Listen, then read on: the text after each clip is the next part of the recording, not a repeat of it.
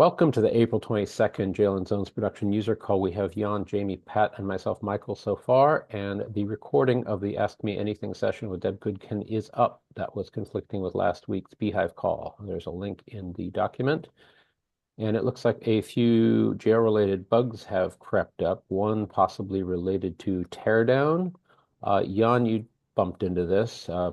What can you tell us? And this is an older one, and the other one is like from a few days ago. Yeah, the problem is Tell us if you more. have a VLAN interface in a jail, apparently without the parent Ethernet interface, then the jail will hang on shutdown. The workaround is to move out via a pre-stop or something, the device first or destroy it. So it looks like an old-timey, nobody considered that the system keeps running after tearing down this type of interface from inside the kernel kind of situation. Okay. So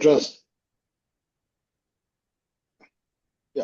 And you get a zombie jail, or you get what? Yeah, you get a And jail stuck forever in dying state.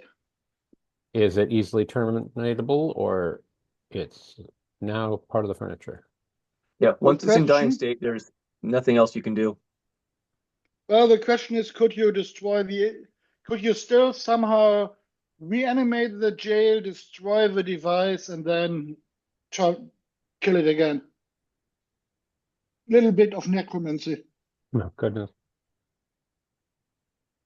Okay. If not, the answer is reboot. If you need the jail again. And that was from A 2019. long time ago, the original report, so it may just be overcome by event, but I just noticed it because it had recent-ish activity. Let's pop down to that. A lot of activity. Okay. And sorry about the jump. From December. Okay.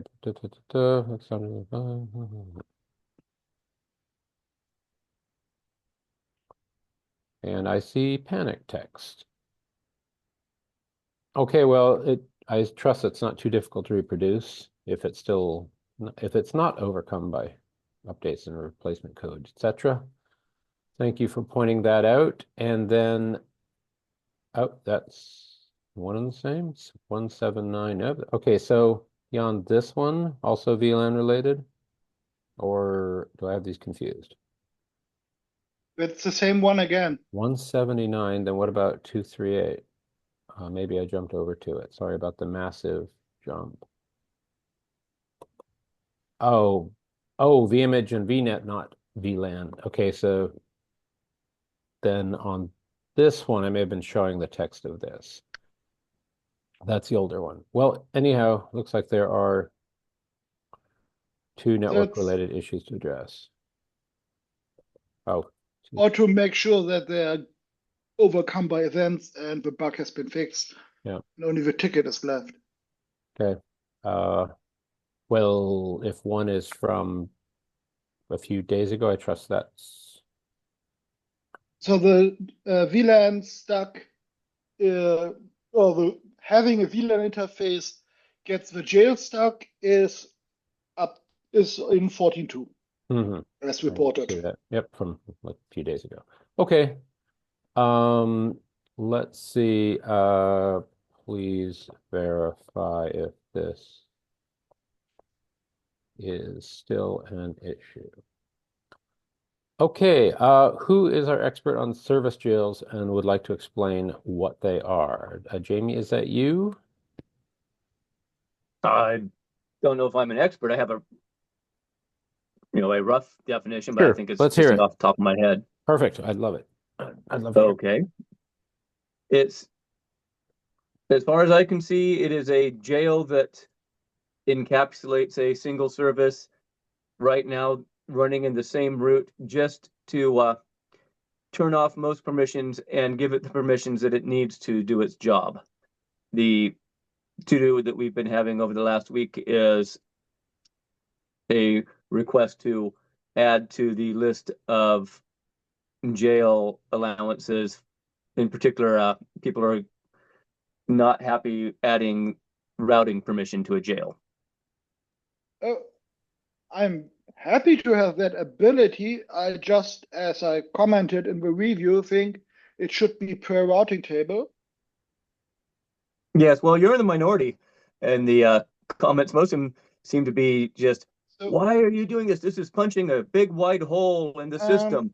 Where oh, I can other easily people Let him like explain finish. why me, you're doing that. Jan, let Jamie finish, please.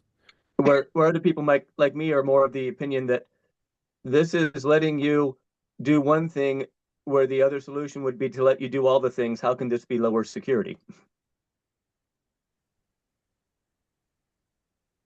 So the problem is that a lot of routing daemons have a pretty large attack surface when it comes to parsers and the like. Um, and especially Bird is a single process running as root on FreeBSD. And that has changed and it is now in some way sandbox, but it doesn't even drop privileges because it has to be able to reconfigure itself and create like a new BGP listening socket or connect to a local or bind to a local low port before connecting from a low port, stuff which traditionally requires root privileges, and it has to update the routing table, all from within the same process. That makes it tempting to jail that. But you may want to modify the host routing table, but limit an attacker to compromising this process and the routing table, but not totally taking over the system, so that you have some defense in depth. That's where something like a service jail would be tempting if it could update the routing table. What I see is, yes, especially if you want to use it for, I don't know, policy-based routing, so that you have two upstreams and you get a BGP default route announced for via each upstream interface. And if one peer goes down, you're automatically updating one of your routing tables, but maybe not all of your routing tables. That's why I commented, yeah, could be useful, but you should be able to opt into for each routing table instead of making it an all or nothing flag. Yeah. That's true. That makes it a dynamic situation, which are harder to do. Yes, it's a blunt tool, but it's better than no tool, I figure. Yeah, exactly. It's if it's not invasive to add the blunt tool, having it, yes, it makes it a little bit harder to reason about what it means to be jailed for a process, but not by much, in my opinion. And if it helps someone, let them have their little 20-line patch. Yep. Not that I would consider this the proper way to do it, but there's no reason to stop someone who knows that they want it from doing it. Yeah, that's the thing, is the proper way to do this is not a jail question, it's a capabilities question. And there's some good things that can be done there, but it's not the things we're doing. So I think the proper way to do it would be to create a VNet-enabled jail, put the routing daemon in that, and maybe create child jails with alias or inherent networking under that.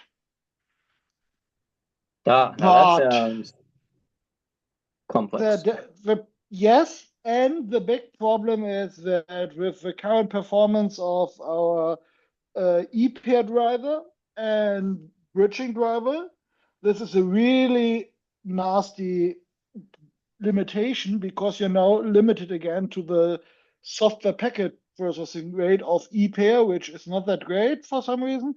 And yeah, it would help if, especially if you are already dynamically routing, if we had a simple layer 3 instead of layer 2 pair. So instead of an e pair, a pair interface, which made use of all the features we have to do SMP and batch processing in the network stack so that it becomes less of a performance bottleneck, so that we at least can easily go past 10 gigabits for a reasonable packet size mix. But yeah, because FreeBSD in routing mode can do that. It's just that if you add bridging and e-pairs, then suddenly you have new bottlenecks in your configuration. So yeah, and what I see as the main motivation for service jails is, first of all, restrict services to a subset of the available system call interface. So why would some random service even need access to things like, oh, I don't know, System 5 IPC or other seldom used APIs? If you know your daemon doesn't use it, maybe you want to deny this functionality to a potential attacker, so as to reduce the attack surface of the system call interface in the context of the to-be attacked process, without having the maintenance burden of maintaining a separate user space, which is in part so tempting because we lack agreed upon tooling to do that, so that it's effectively yet another full-featured FreeBSD box to maintain, except for hardware.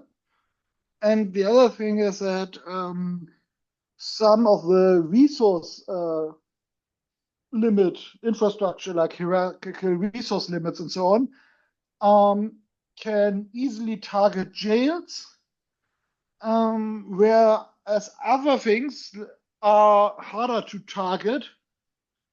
So it's tempting to just use jails as a way to tag processes, as this is in some way related to this set of processes which are a service in the mind of the operator together, and they are supposed to be held to this quality of service or whatever you want to do. And yeah, then we are back to the question which came up repeatedly over the last 2 decades, that if there should be a form of null jail which is only used for resource tracking. And this is going to come up, I think, in ever increasing frequency, because Linux C groups are closely related to how Linux containers are implemented and Linux resource limit are implemented, and the closest thing FreeBSD has to piggyback on are jails. So if I want to have a set of processes with a resource limit for the group and not for each individual process, then I have to use either jails or locking classes, and we don't have a good tool to set locking classes only for services. Yes, you can do it if you add login.conf, but you can't just set it without adding a new entry to your login conf and then recompiling. So yeah, that's my take on it. Sorry for the long rambling. Pat, you brought it up. Is this sounding correct? And I see an active discussion on this aspect of it, including at least 2 of you. Yeah, I mean, I want to go. So it was reading this review that that kind of prompted this, but I want to step back from like the specifics of this and just get to kind of more basic question. So for me, like what I haven't understood about service jails primarily is essentially if they share the same root, then what do you do so there aren't conflicts? Because aren't they like, so the host and the jail would both be booting the same rc.conf.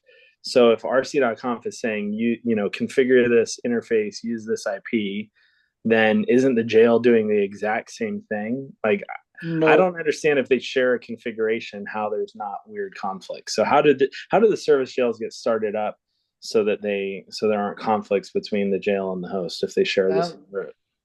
They get started up by the host's rc.d script, one per jail, by making each individual service, this is rc.d script, service jail compatible. And that means they're not complete jails. They don't have an exec.start of etc rc. So Okay. they're not running the rc scripts inside the jail.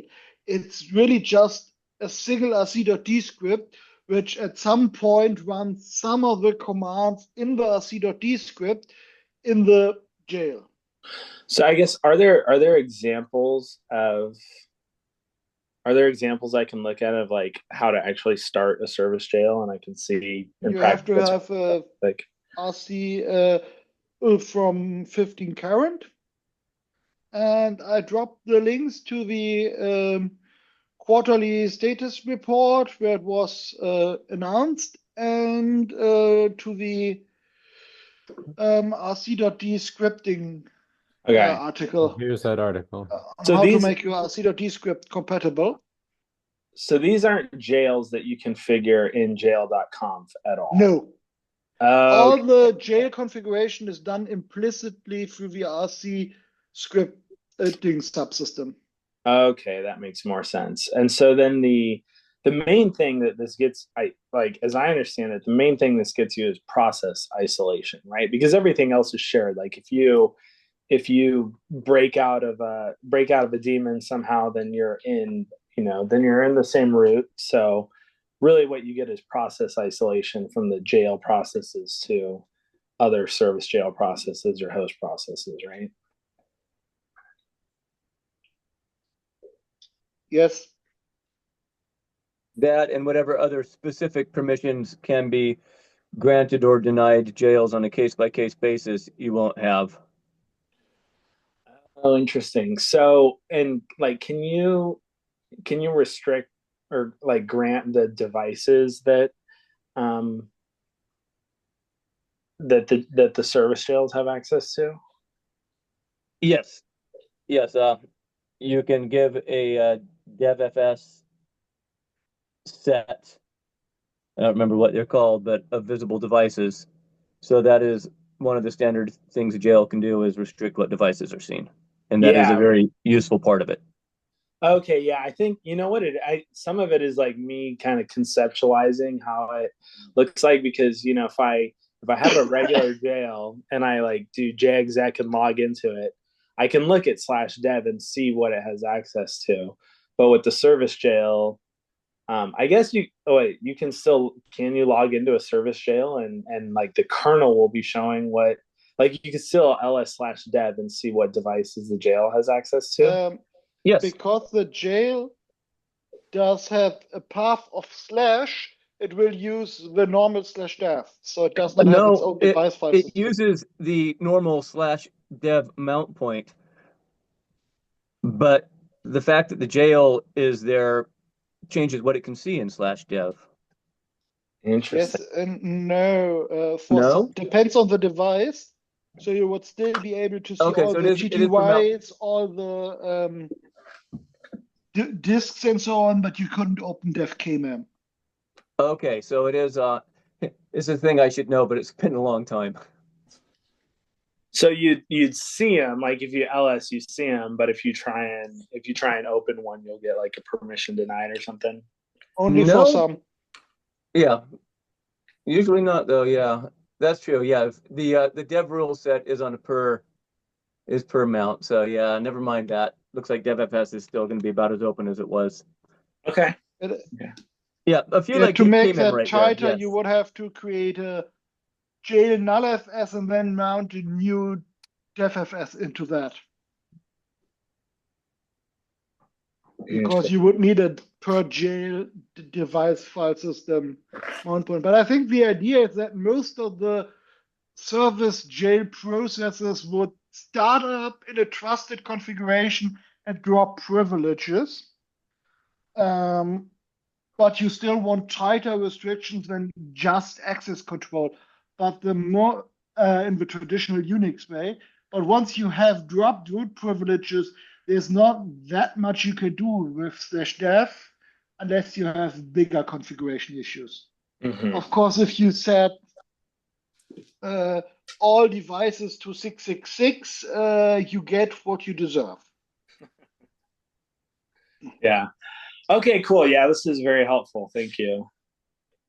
Question for you. It sounds like if you're relying on DevFS, you get a very generic set of, be it devices or abilities. Is that going to just be handled on a case-by-case basis by the RC scripts for each service, No. or what? Yeah, help enlighten me there. From the patches I've seen on the mailing list, there's not going to be a per service jail /dev mount point. It's Okay, going to use the host /dev because the jail path will be just slash. there you So go. the Okay. jail /dev is the host /dev. Yep, There interesting. is no extra DevFS mount point with a restrictive rule set. Welcome, Richard. Hello, Richard. So this is not a replacement for normal jails. It's more the way you can lock down a service a little bit more. Understood. And I hope, I hope that's obvious from, let's just take a quick look at the status report now that we know that. If it went to the right place, let me reload that. Richard, we just went through a description of service jails, a new feature, and a few of us were a bit confused on what they do and don't do. Okay. Da, da, da, da, da.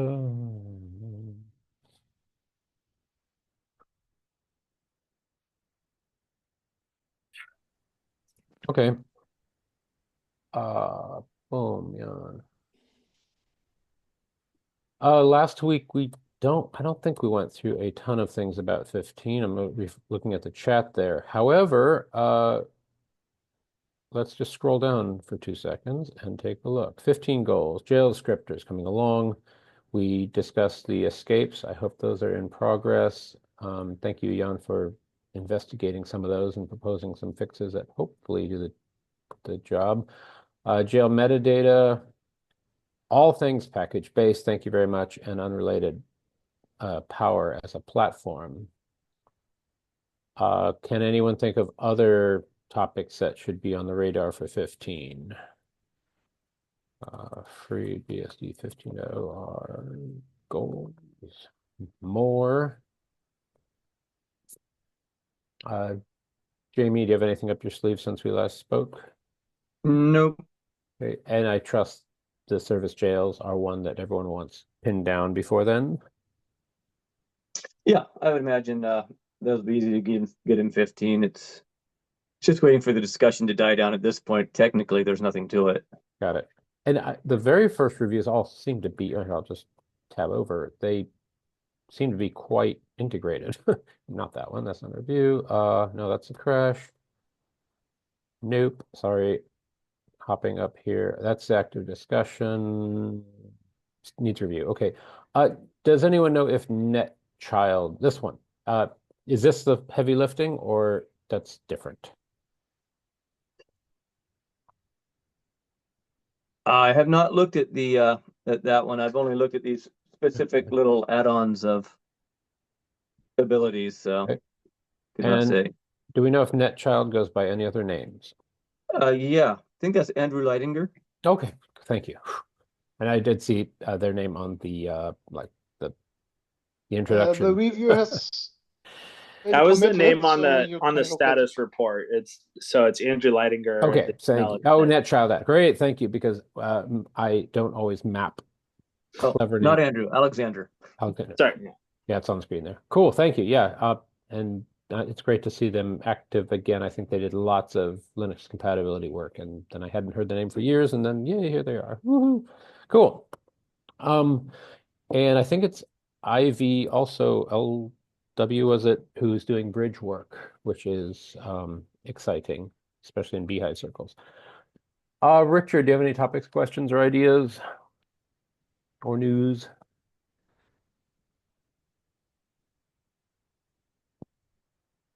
and you're welcome to be a fly on the wall. Okay, well, I'm thinking out loud here. What I do like the notion of a more sort of institutionalized jailing of some services, and I'm sure there will be some kinks to work out, but that's quite exciting. So, I hooray, think service it's jails. better to think of it as a slightly more restricted change root RC.D script, Hmm, similar to how you used to run things like bind in change root. great, love it. Well, Pat, you don't join very often. Do you have any projects you're working on or other questions to explore? No. Yeah, okay. Rephrasing that, it's a gorgeous day in the Northwest here, so maybe a few of us, the three of us in the Northwest would like to move on and hopefully get outside. Yeah. Yes. Okay, well, I have nothing against a short call, and I cannot tell if there's a conflicting ZFS leadership call as we speak, but it might still be going on, and one can jump on that if they please. Do a little time check here. So, going once, going twice. So, Pat, if I were to say, would you like the ask if you would you like the honors, would you know what that refers to? I'll drop it in chat. No, you mentioned it last week, and I had no idea what you were talking about. I understand. Yeah, the Maybe it regular. was like, thank you everybody for coming. This has been the ZFS weekly call. See you next week. On the ZFS call, yes, on the jail calls, and those universally like and subscribe. Anywho, thank you everyone. That was great. I'll be around a few minutes if you have more, and I wish you a great week. All right, goodbye.